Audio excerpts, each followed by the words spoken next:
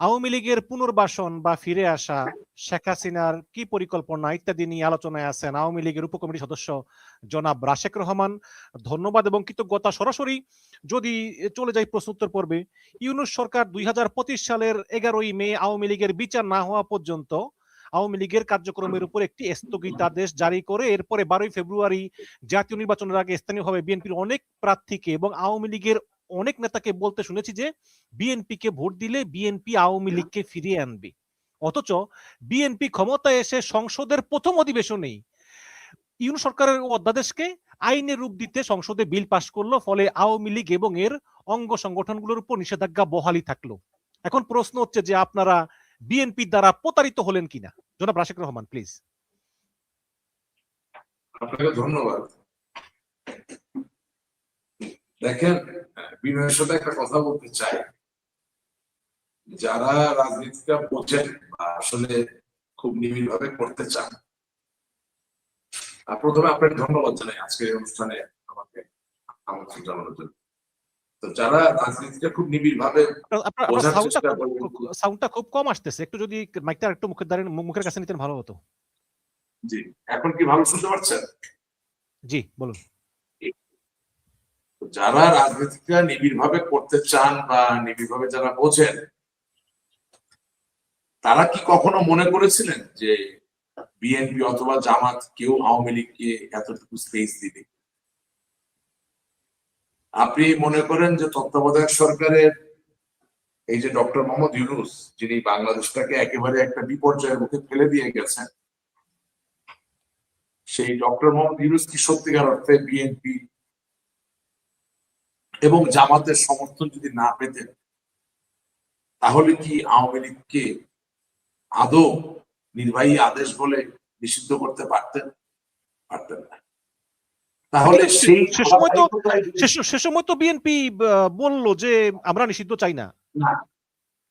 না, রাজনীতিতে আপনি কি বলবেন তার থেকেও বড় কথা what you mean and what you do, that is more important. অর্থাৎ আপনি মুখে অনেক কথা বলবেন, কিন্তু আপনি শেষ পর্যন্ত কি করবেন বা আপনার মাথায় কি চিন্তা, সেটাই বড় কথা। অর্থাৎ you have to be able to read in between the lines.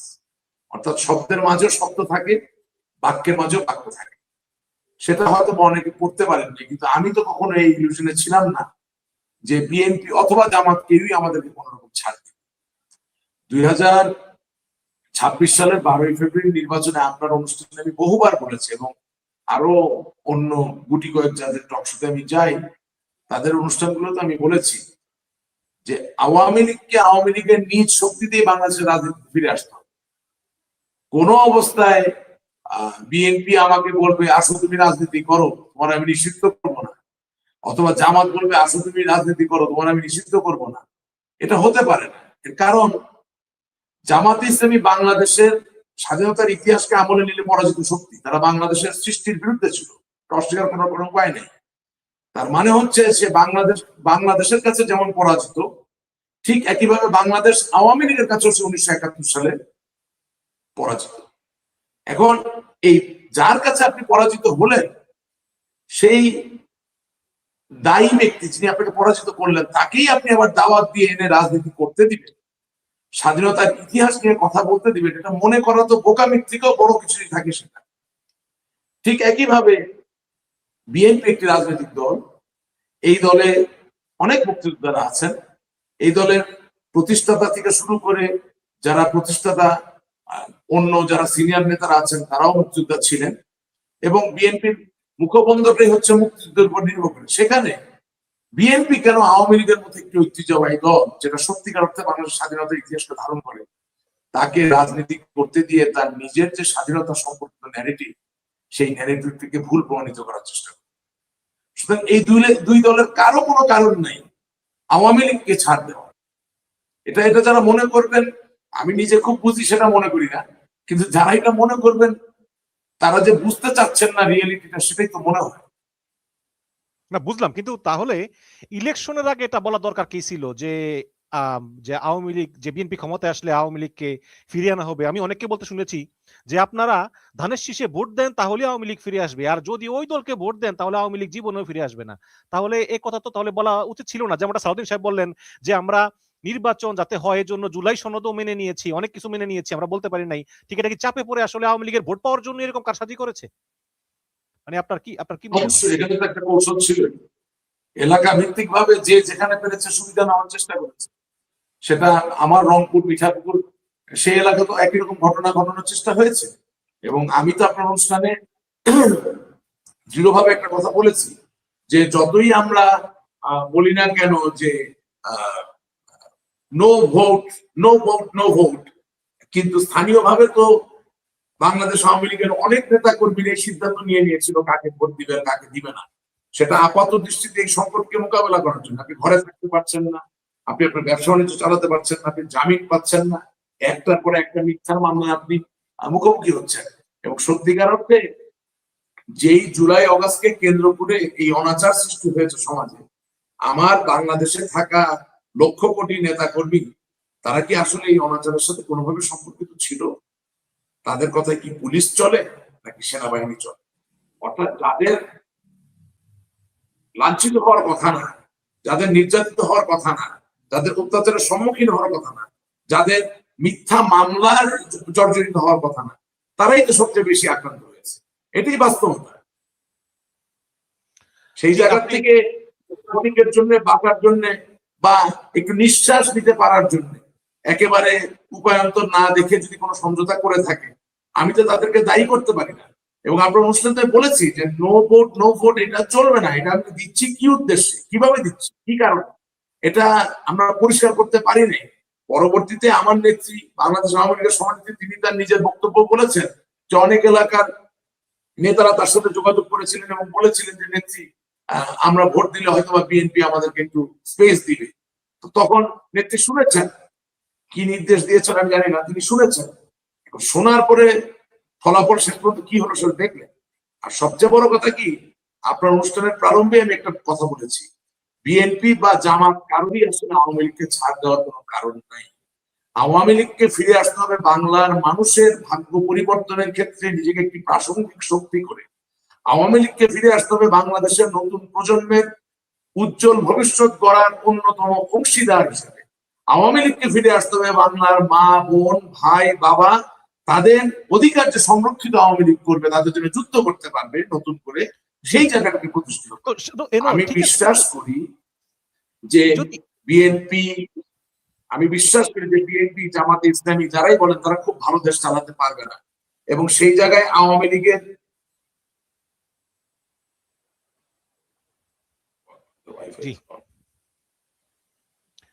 শুনতে পাচ্ছেন? জি জি জি শুনতে পাচ্ছি। সেক্ষেত্রে আমার একটা প্রশ্ন থাকে যে আপনি নিজেই বলেছেন যে আওয়ামী লীগকে ফিরে আসতে হবে মানুষের সমর্থন নিয়ে, এবং আওয়ামী লীগ হচ্ছে আওয়াম মানেই তো হচ্ছে আমজনতা, আওয়ামী লীগ আমজনতার লীগ। কিন্তু আমরা দেখেছি যে আসলে এই আওয়ামী লীগ পরিচালিত হচ্ছে অনলাইনে। শেখ মুজিবুর রহমানের মৃত্যুর পরেও তো, বঙ্গবন্ধু শেখ মুজিবুর মৃত্যুর পরেও কিন্তু আওয়ামী লীগ ঘুরে দাঁড়িয়েছিল, বিভিন্ন অনুষ্ঠান করতে পারতো, বিভিন্ন মিছিল করতে পারতো। কিন্তু এই জুলাইয়ের পরে আওয়ামী লীগ একদম হাওয়া, একদম ভারত থেকে বসে অনলাইনে কতটুকু আসলে কি করা সম্ভব? আমরা দেখলাম যে ভারতে বসে অনলাইনেই শুধু কার্যক্রম, এরপরে এই আড়াই বছরে দুই একটা মিছিল 4-5 জনের, এর বেশি কিছু করতে পারে না। আবার যারা অনলাইনে আছে তার ভিতরেও এই যে এ টিম আছে, একটা এ টিমের অমি পিয়ালের সঙ্গে আবার ওই কোন শারমিন সুলতানা নাকি তার সঙ্গে গন্ডগোল, আবার আপনাকেও বলা হয় গুপ্ত। আমি জানি না আপনি গুপ্ত কিনা। শুনলাম ওই যে আমাদের ছাত্রলীগের সাবেক সেক্রেটারি লন্ডনে থাকে, উনি ওই যে একটু কালো করে মোটামতো, এই আপনাকে বলে গুপ্ত ইত্যাদি। তো এইসব বিভিন্ন কথাবার্তা শুনি আর কি আমরা, কতটুকু সত্য আমরা জানি না, আমি শুনি নাই, আমি শুনি আর কি যে আমার মনে হয় না বাংলাদেশ ছাত্রলীগের কোন পর্যায়ে কোন সময় সভাপতি বা কোন সেক্রেটারি কোনদিন আমাকে গুপ্ত বলতে পারে। I don't think so.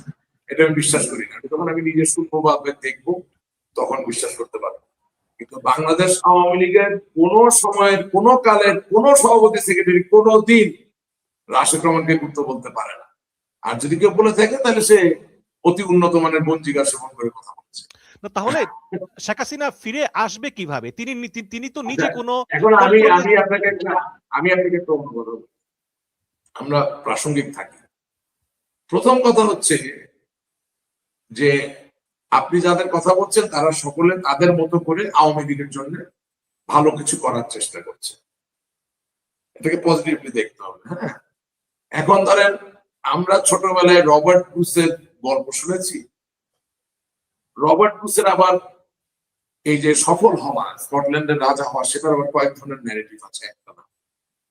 কিন্তু বাস্তবতা হচ্ছে রবার্ট ব্রুসকে বহুবার চেষ্টা করে স্কটল্যান্ডের রাজা হতে হয়েছে, এই বিষয়ে কোনো বিতর্ক নাই। সুতরাং আওয়ামী লীগের বিভিন্ন পর্যায়ে বিভিন্ন জন বিভিন্ন জায়গায় থেকে যেভাবে যে চেষ্টা করছে, সেই চেষ্টাকে রাশেক রহমান সেলুট জানায়। এটা নিয়ে কোন রকম বিতর্ক করে আমি তাদের চেষ্টাকে ছোট করতে চাই না, আমাদের শক্তিকেও ছোট করতে চাই না।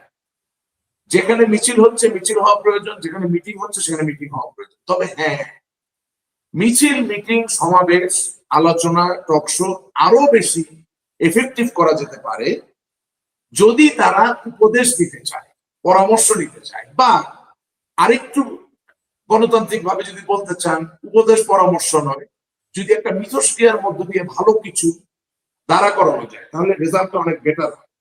সমস্যা হচ্ছে দলে আলাপ আলোচনার জায়গাটাকে আরো বিস্তৃত করা দরকার। যথেষ্ট পরিমাণে আলাপ আলোচনা হচ্ছে না, কি কৌশলে আমরা সামনে এগোব। এখন এই প্রসঙ্গে আপনাকে একটু বলি, আমার একটা ছোট ভাই ছাত্রলীগ করতো, বর্তমানে স্বেচ্ছাসেবক লীগ করে, তার বাড়ি কিশোরগঞ্জ, তার নাম এখানে বলবো না নিরাপত্তার কারণে। সে আমাকে বলছে যে রাশেক ভাই, 1971 সালের স্বাধীনতা যুদ্ধে যদি একজন মুক্তিযোদ্ধা যুদ্ধের রণাঙ্গনে আরেকটা ক্যামেরাম্যানকে দাঁড়িয়ে থেকে বলতো যে আমি এখন পাকিস্তানি হানাদার বাহিনীকে গুলি করতে যাব, তুমি আমার ছবি তুলো, তাইলে তার দেশ স্বাধীন হতো। অর্থাৎ একজন মুক্তিযোদ্ধা তিনি হাতে গ্রেনেড নিয়ে, ইংরেজিতে বলে গ্রেনেডিয়ার, গ্রেনেডিয়ারের ভূমিকায় তিনি যদি পাক হানাদার বাহিনীর বাংকারে গ্রেনেড মারার আগে কোনো ক্যামেরাম্যানকে বলতেন যে এই আমি কিন্তু এখন গ্রেনেড মারতে যাচ্ছি, তুমি আমার ছবি তুলবা এবং ওই ছবি আমাকে পরে দিবা কপিটা, তাহলে তো গ্রেনেডও মারা হতো না, পাক হানাদার বাহিনীর বাংকারও উড়িয়ে দেওয়া যেত না।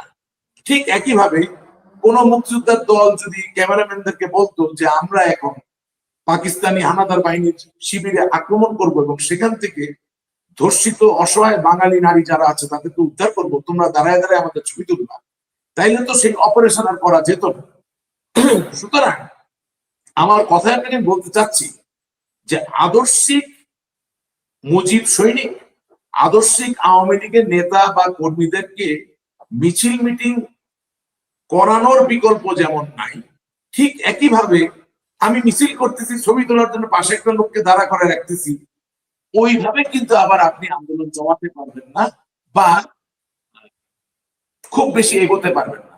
অর্থাৎ আপনি মিছিল করবেন, আপনি মিটিং করবেন, আপনি বক্তব্য দিবেন, মানুষ উদ্বেলিত হবে, মানুষ উজ্জীবিত হবে, মানুষ সাহস খুঁজে পাবে এবং মানুষ আপনার জন্য প্রাণ দিতে প্রস্তুত হবে, সড়কে দাঁড়িয়ে যাবে, অবস্থান করবে, প্রতিবাদ করবে, প্রতিরোধ করবে, কিন্তু আপনার ছবি, আপনার ভিডিও, আপনার ঠিক করে দেওয়া লোকের মধ্যে দিয়ে আসবে না। বাংলাদেশের জনগণই আপনার ছবি তুলবে, বাংলাদেশের জনগণই আপনার ভিডিও তুলে ফেসবুক, ইনস্টাগ্রাম সব জায়গায় ভাইরাল করে।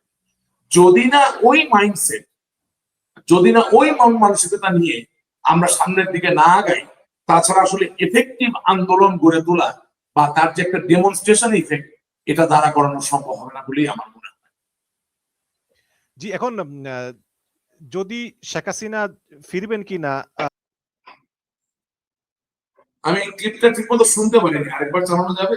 আচ্ছা, ক্লিপটা হচ্ছে যে তারেক রহমানের প্ল্যান হচ্ছে কৃষক সার পাবে না, তারেক রহমানের প্ল্যান হচ্ছে মানুষ গ্যাস পাবে না, তারেক রহমানের প্ল্যান হচ্ছে মানুষ বিদ্যুৎ পাবে না, এই আর কি উনি এগুলো বলেছেন। এবং এই কল রেকর্ডের একটু শেষ দিক দিয়ে উনি বলেছেন যে আমি দেশে আসবো, সময় মতো আসবো, আমার নামে অনেকগুলো মামলা, তোমরা তো জানোই, এর ভিতর হত্যা মামলা আছে, 600 মতো মামলা আছে, কিন্তু আমি কোনো খুন করিনি, এই সব খুন করেছে তারেক এবং ইউনূস।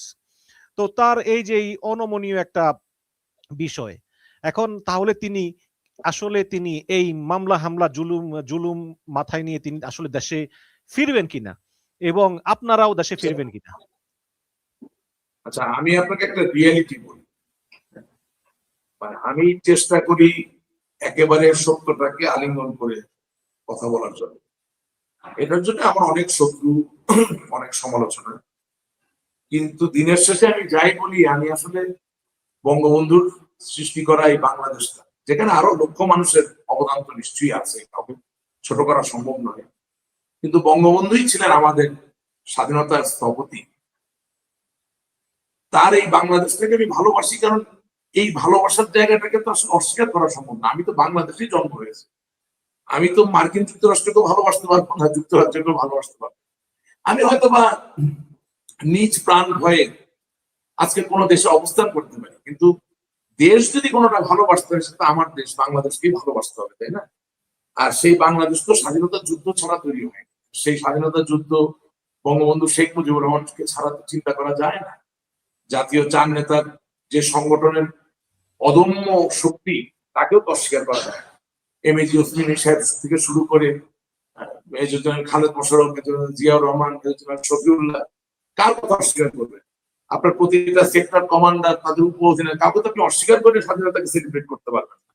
আমি সেই জায়গা থেকে বলতে চাই যে বাংলাদেশের মুক্তির উপায়, মানুষের মুক্তির উপায় কোন রাজনৈতিক দল নয়, একমাত্র সত্যকে আলিঙ্গন করা। অর্থাৎ এটা তো সত্য যে 2001 থেকে 2006 সালে যখন বিএনপি ক্ষমতায় ছিল জামাতে ইসলামকে সাথে নিয়ে, তখন আপনি নিশ্চয়ই ভুলে যান নাই যে সারের সংকটের কারণে গাইবান্ধায় 11 জন কৃষক অকাতরে প্রাণ দিয়েছিলেন, কারণ তারা তাদের যে অধিকার সার, সেই সারের অধিকারের জন্য দাবি জানাতে গিয়েছিলেন। এটা অস্বীকার করার কোনো উপায় নেই। পুলিশ গুলি এবং করে মেরেছে। এটাও আপনি মনে করবেন যে রাজশাহীর কানসাতে, এটাও আপনি মনে করবেন যে রাজশাহীর কানসাতে সেচের জন্য যখন বিদ্যুৎ পাওয়া যাচ্ছিল না, ফসলের মাঠ কেটে চৌচির হয়ে যাচ্ছিল, সেই কানসাটের কৃষকরা যখন বিদ্যুৎ এর দাবি জানাতে গেল, তাদেরকেও গুলি করে পাখির মতো হত্যা করা হয়েছিল। সেই জায়গা থেকে আমার নেত্রী জননেত্রী শেখ হাসিনা বাংলাদেশের যতদিন প্রধানমন্ত্রী ছিলেন, সারের অভাবে তো কোনো কৃষককে মারা যেতে হয়নি। এটা নিয়ে তো বিতর্ক করার কোনো প্রয়োজন নেই, সত্য। এবং যতদিন তিনি প্রধানমন্ত্রী ছিলেন, বাংলাদেশের কোনো প্রান্তে কোনো কৃষককে বিদ্যুতের অভাবে, সেচের পানির অভাবে তো আন্দোলন করতে হয় নাই। এটা তো সত্য। এখন উনি যদি ওনার জায়গা থেকে শঙ্কা পোষণ করেন যে আবারও তারাই তো ক্ষমতায় এসেছে, সারের সংকট হবে, বিদ্যুতের সংকট হবে, এটা তো খুব একটা অমূলক কোনো চিন্তা হবে বলে আমার মনে হয় না। ওনার চিন্তায় যুক্তি আছে। এবং বর্তমান যিনি বিদ্যুৎ মন্ত্রী, তিনি তো 2001 থেকে 2006 সালে বিদ্যুৎ প্রতিমন্ত্রী ছিলেন। আপনি জানেন তখন বিদ্যুৎ কতক্ষণ থাকবে সেটা বড় কথা ছিল না, বিদ্যুৎ কখন আসবে সেটা বড় কথা ছিল। এর পুনরাবৃত্তি হতেই পারে। আমি ওনার কথায় যুক্তি খুঁজে পাই, অযৌক্তিক কিছু খুঁজে পাচ্ছি।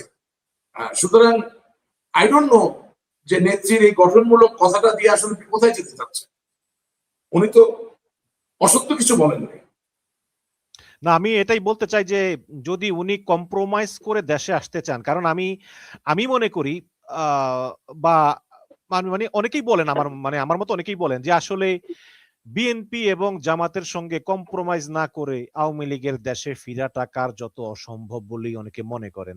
এই জন্য আমি বললাম আর কি, যে কিন্তু শেখ হাসিনার তো গলার টোন তো মানে ভয়েস তো নরম হয় না, উনি তো ওই আগের মতোই একই টোনে কথা বলেন। না, এখানে একটু আপনি সিমলেস দেখে শুনবেন। প্রথম কথা, আজকে যে বিএনপি ক্ষমতা আছে তাকে আওয়ামী লীগের সাথে কোনো সমঝোতা করতে হয়েছে? যেই জামাত ইসলামী রাজাকার আলবদর আল শামসের দল, সেই রাজাকাররা যে আজকে বাংলাদেশের বিরোধী দলের ভূমিকায় আছে, প্রধান বিরোধী দলের ভূমিকায়, তাদেরকে কারোর সাথে সমঝোতা করতে হয়েছে? হয়তো হয়নি। কারণ আমরা ক্ষমতায় ছিলাম, আমাদের দায়িত্ব ছিল আমাদের ক্ষমতাকে রক্ষা করা। আমরা বাংলাদেশের মানুষের দায়িত্বে ছিলাম, শাসনভার আমাদের উপরে ছিল, আমাদের দায়িত্ব ছিল সেই শাসনভার বা সেই ক্ষমতাকে মানুষের জন্য, জনগণের জন্য রক্ষা করা। আমরা রক্ষা করতে পারি নাই। আজকে আমরা নাই, তারা আছে। সুতরাং আমাকে অন্যায়ের সাথে তো কোনো সমঝোতা করতে হবে। জননেত্রী শেখ হাসিনা বা আওয়ামী লীগ বা আমরা যারা করি, আমাদেরকে অনুভব করতে হবে যে হ্যাঁ, জুলাই অগাস্টে একটা গণ অভ্যুত্থান হয়েছে।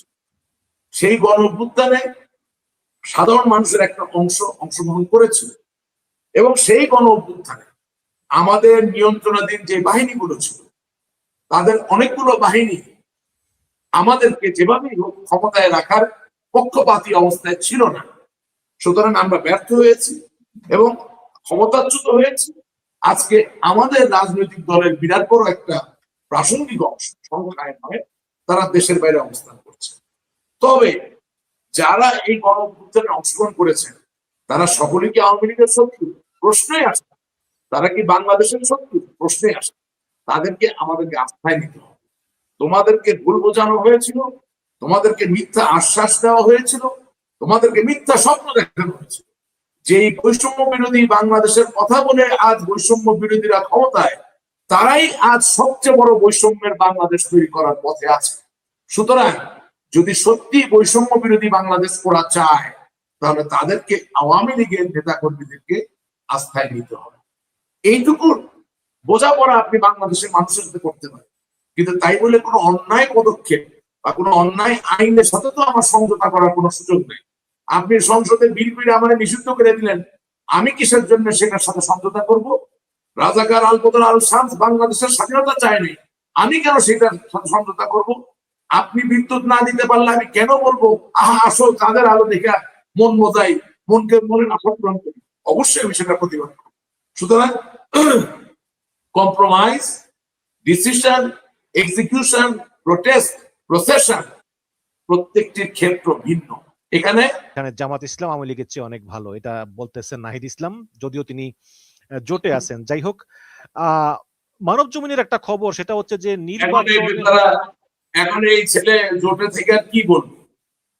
সে যে জুলাই আগস্টের গণ অভ্যুত্থানের নেতা ছিল, এই যে ডক্টর মোহাম্মদ ইউনূস, মানে যেটা অনেকটা গল্পের মতো হয়ে গেছিল, বটমলেস বাস্কেট, হ্যাঁ, তলাবিহীন ঝুড়ি।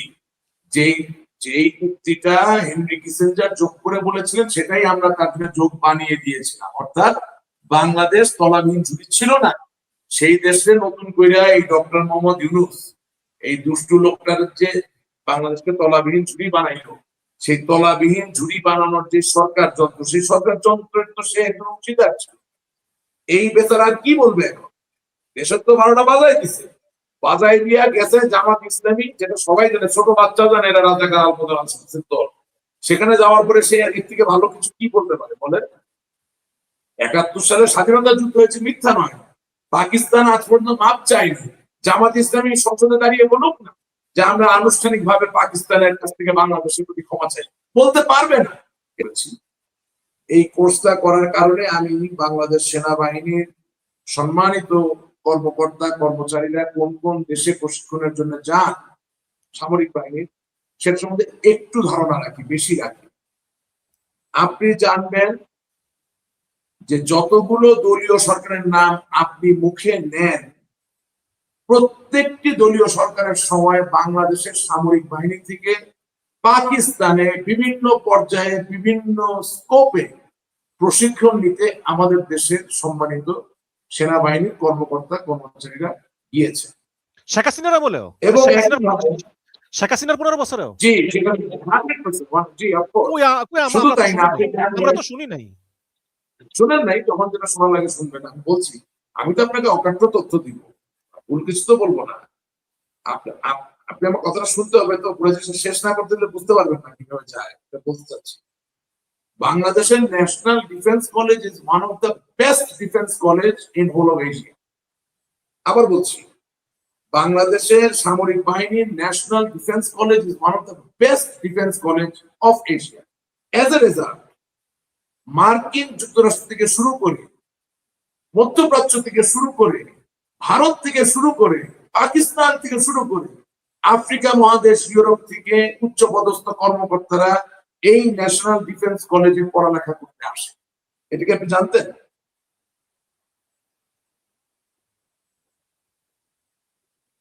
এটাকে আপনি জানতেন? না, পুরোপুরি জানতাম না, হয়তো শুনেছি, হয়তো শুনি নাই।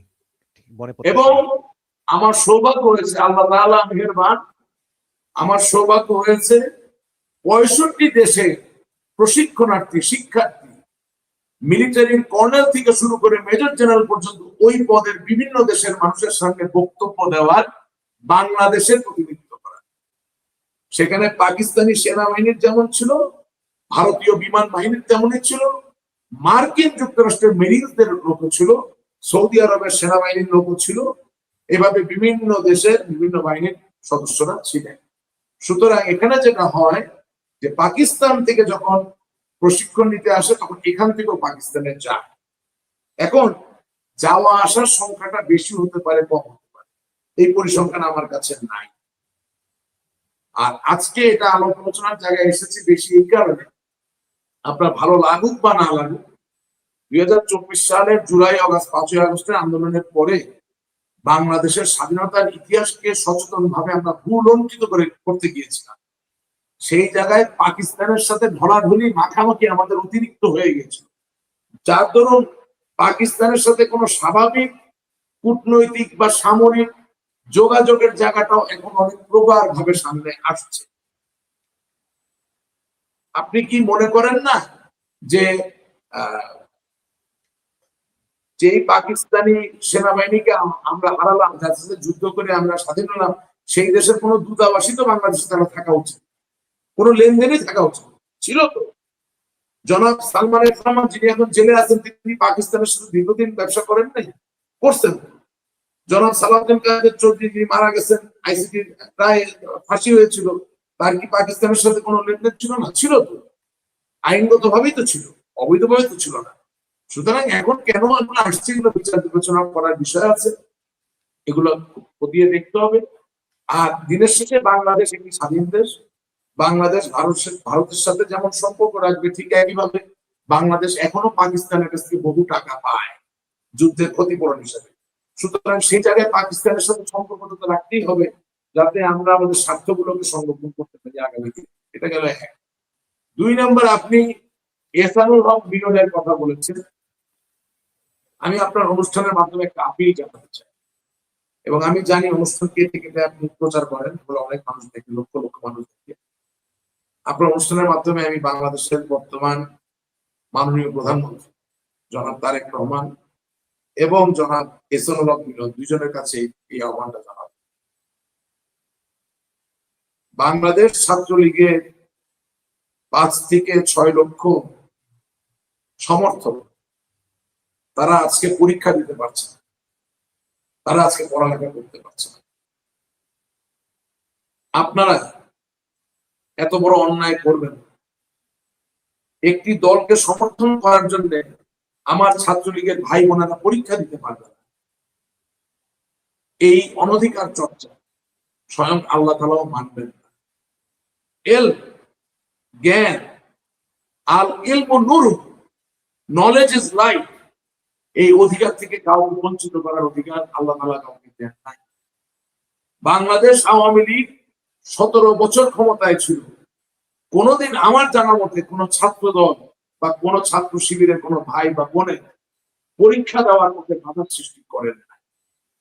হ্যাঁ, আমার ছাত্র দলের অনেক জানা আছে নেতা কর্মীরা মামলা খেয়েছে, ছাত্র শিবিরের নেতা কর্মীরা মামলা খেয়েছে, কিন্তু পরীক্ষা দিতে পারবেন না, পড়ালেখা করতে পারবেন না, হাতে বই কলম তুলতে পারবেন না, আপনার শিক্ষা প্রতিষ্ঠানে যেতে পারবেন না।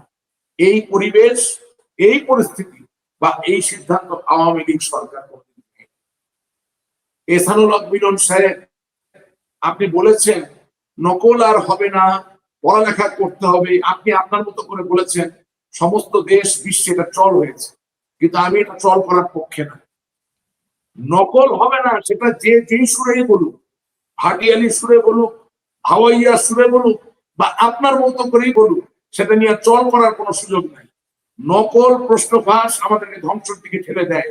সুতরাং কোন মন্ত্রী, সে যেই দলেরই হোক, সে যদি নকল প্রতিরোধ করে, আমি তার ওই ভালো কাজকে সমর্থন করি। ঠিক সেই জায়গা থেকে বলতে চাই, ছাত্রলীগের 5 থেকে 6 লক্ষ ভাই বোন, এই বাচ্চাদেরকে আপনি যে পরীক্ষা দিতে দিচ্ছেন না, এটা নকল করার থেকেও বড় অন্যায়।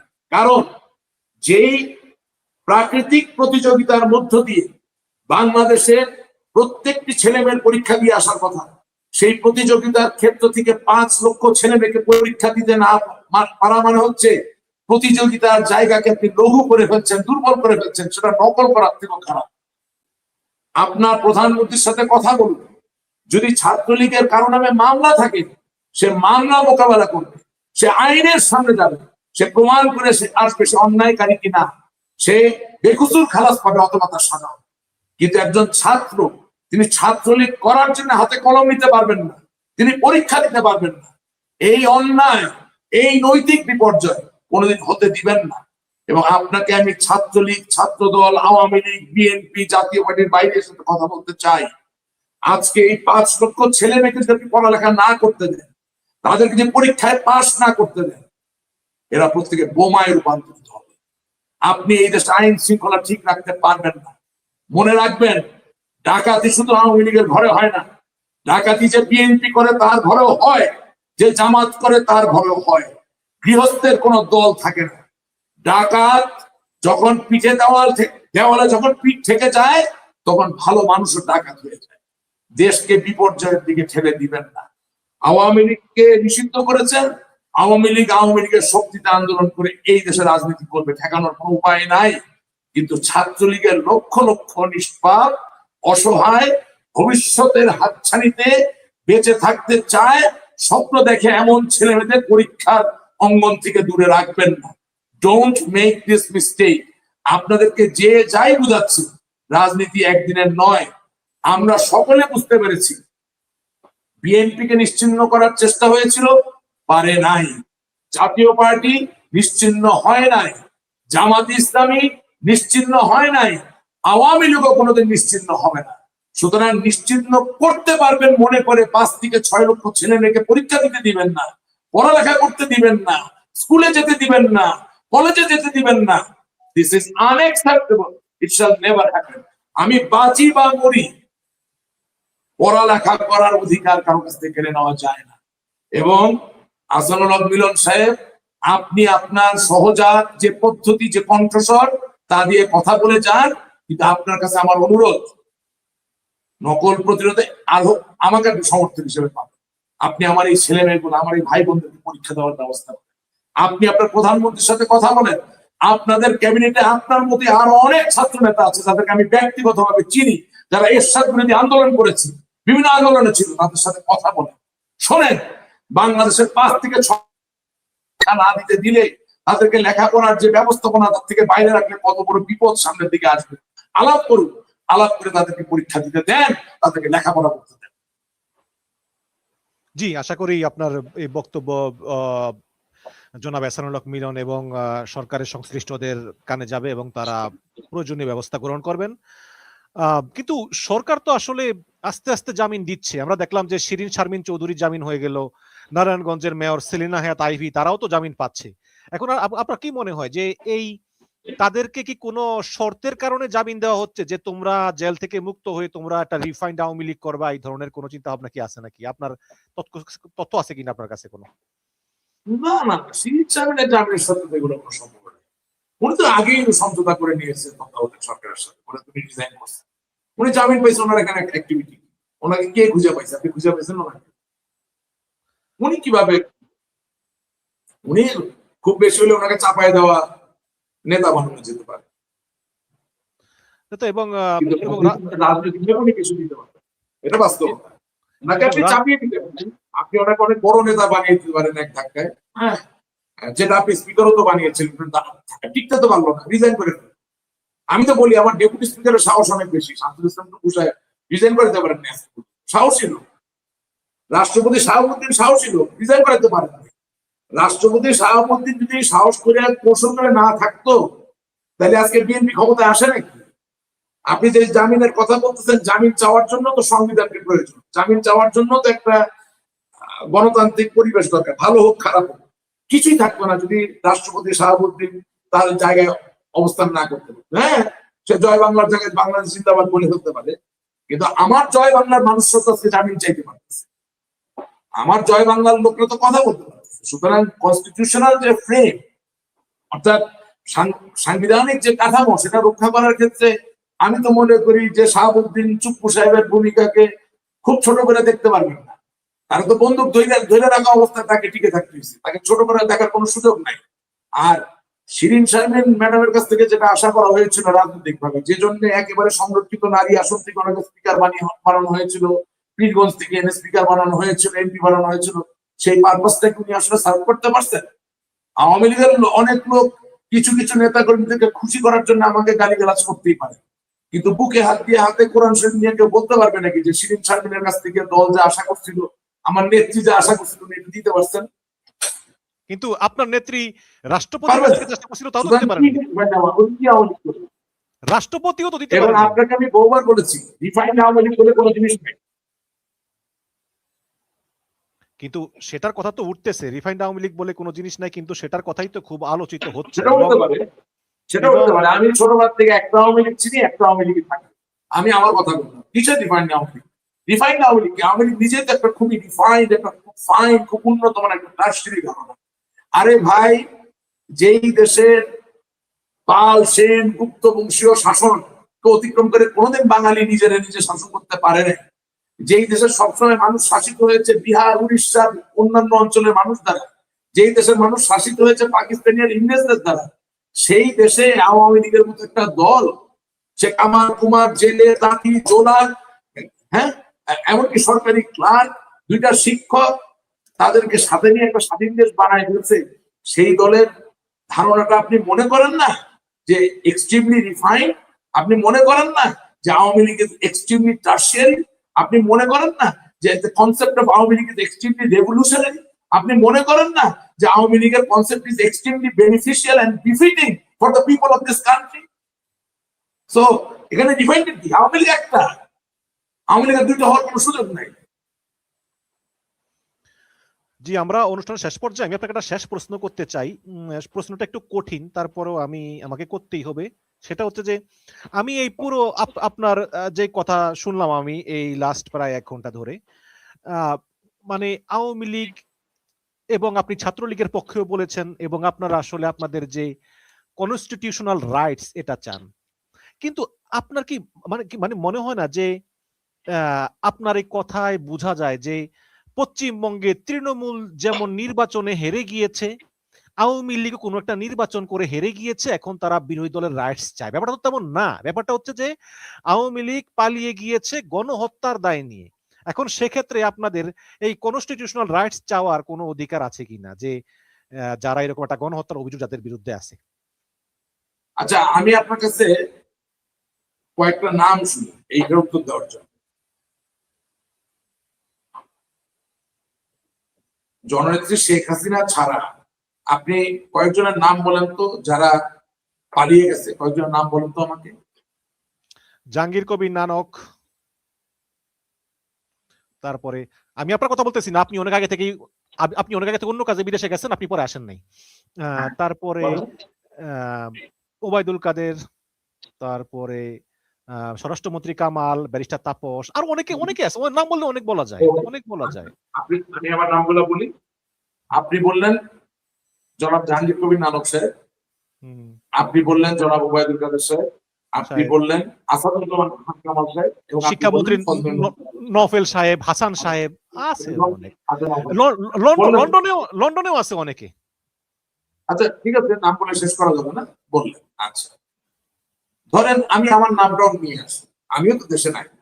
আপনি দেশে নাই, বাট আপনি অন্য কাজে গিয়েছেন অনেক আগেই, বাট আপনি তারপর নিয়ে আসি। নিজের ঘরে নেওয়া তো ভালো, অসুবিধা না, শুধু নিজে দায় নিয়ে।